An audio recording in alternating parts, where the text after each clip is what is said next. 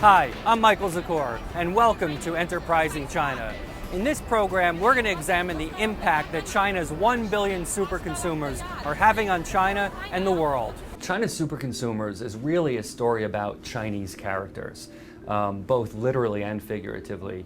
We'll explore how Chinese characters and the written Chinese language is important to how you brand and market yourself in China.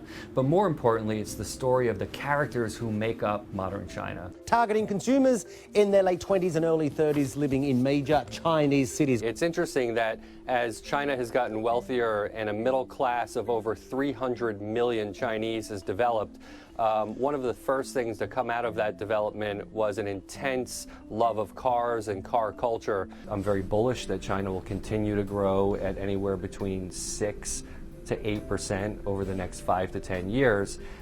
It's in an adjustment period. 15 years ago, there were about 100 million people in China who could legitimately be considered consumers. And today there are 800 million people in China who can be considered consumers. And so this was the biggest story that was changing China and changing the world. Michael Zakkour, his author and consultant at the global consulting firm Tompkins International, joins me from New York. The timing is perfect because there's really a car culture developing in China.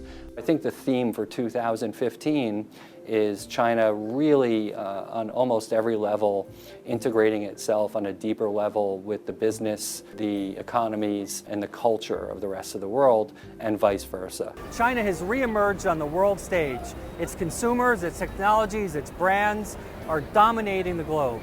In following episodes, we're going to examine how it's changing China and changing the world. For Enterprising China, I'm Michael Zakkour.